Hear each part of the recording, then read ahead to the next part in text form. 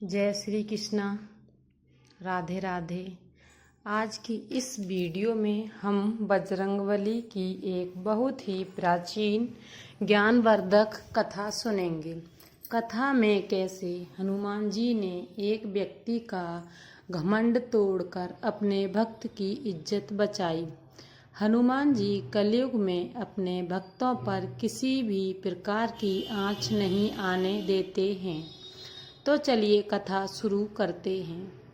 कथा शुरू करने से पहले आप जय श्री राम का नारा अवश्य लगाएं और कमेंट बॉक्स में जय श्री राम अवश्य लिखें। जय श्री राम। एक पंडित जी रामायण कथा सुना रहे थे।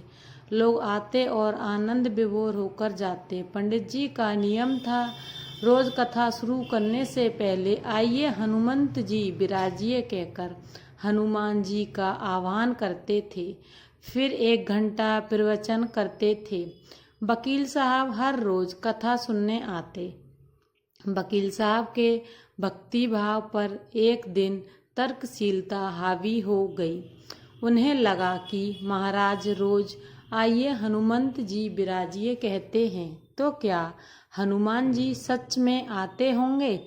अतः वकील साहब ने पंडित जी से पूछा, महाराज जी, आप रामायण की कथा बहुत अच्छी कहते हैं, हमें बड़ा रस आता है, परंतु आप जो गद्दी प्रतिदिन हनुमान जी को देते हैं, क्या उस पर हनुमान जी सचमुच विराजते हैं?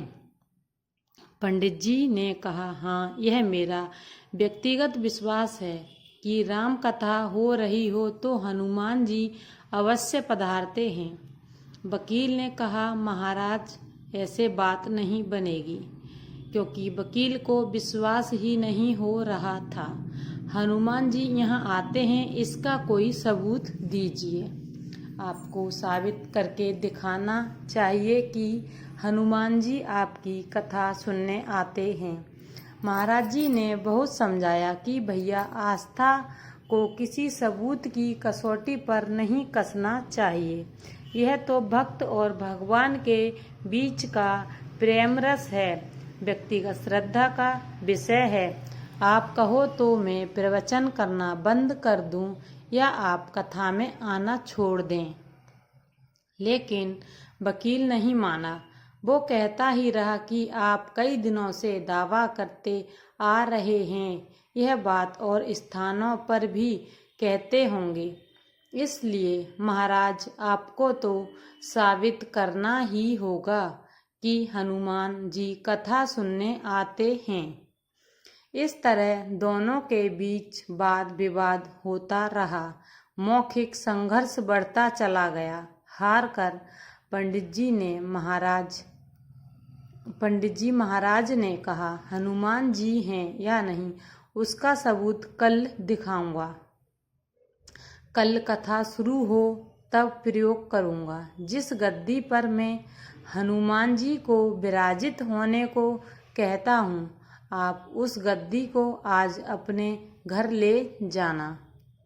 कल अपने साथ उस गद्दी को लेकर आना और फिर मैं कल गद्दी यहीं रखूँगा। मैं कथा से पहले हनुमान जी को बुलाऊँगा, फिर आप गद्दी ऊंची उठाना। यदि आपने गद्दी ऊंची कर दी तो समझना कि हनुमान जी नहीं आए हैं। वकील इस कसौटी के लिए तैयार हो गया। पंडित जी ने कहा, हम दोनों में से जो पराजित होगा वह क्या करेगा, इसका निर्णय भी कर लें। यह तो सत्य की परीक्षा है। वकील ने कहा, मैं गद्दी ऊंची न कर सका तो वकालत छोड़कर आपसे दीक्षा ले लूँगा। आप पराजित हो गए तो क्या करोगे? पंडित जी ने कहा, मैं कथा वाचन छोड़कर आपके ऑफिस का चपरासी बन जाऊँगा। अगले दिन कथा पंडाल में भारी भीड़ हुई। जो लोग रोजाना कथा सुनने नहीं आते थे, वे भी भक्ति, प्रेम और विश्वास की परीक्षा देखने आए थे। काफ़ी भीड़ हो गई। पंडाल भर गया था। श्रद्धा और विश्वास का प्रश्न जो था। पंडित जी महाराज और वकील साहब कथा पांडाल में पधारे। गद्दी नियत स्थान पर रखी गई। पंडित जी ने सजल नेत्रों से मंगलाचरण किया और फिर बोले, आइए हनुमंत जी विराजिए। ऐसा बोलते ही पंडित जी के नेत्र सजल हो उठे। मन ही मन पंडित जी बोले, प्रभु आज मेरा प्रश्न नहीं बल्कि रघुकुल रीति की परंपरा का सवाल है। मैं तो एक साधारण जन हूँ। मेरी भक्ति और आस्था की आज आपको लाज रखना है। फिर वकील साहब को निमंत्रण दिया गया, आइए गद्दी ऊंची कीजिए। लोगों की आंखें जम गईं। वकील साहब खड़े हुए। उन्होंने गद्दी उठाने के लिए हाथ बढ़ाया, पर गद्दी को स्पर्श भी न कर सके। जो भी कारण रहा, उन्होंने 3 बार हाथ बढ़ाया, किंतु तीनों बार असफल रहे। पंडित जी देख रहे थे। गद्दी को पकड़ना तो दूर, वकील साहब गद्दी को छू भी ना सके। तीनों बार वकील साहब पसीने से तरबतर हो गए। वकील साहब पंडित जी महाराज के चरणों में गिर पड़े और बोले, महाराज गद्दी उठाना तो दूर, मुझे तो नहीं मालूम कि क्यों मेरा हाथ गद्दी तक नहीं पहुंच पा रहा है, अतः मैं अपनी हार स्वीकार करता हूँ। कहते हैं कि श्रद्धा और भक्ति के साथ की गई आराधना में बहुत शक्ति होती है। मानो तो देव नहीं तो पत्थर। प्रभु की मूर्ति तो पाषाण की ही होती है, लेकिन भक्त के भाव से उसमें प्राण प्रतिष्ठा होती है। तो प्रभु विराजते हैं और वे राम कथा में अवश्य आते हैं। जय श्री राम की जय।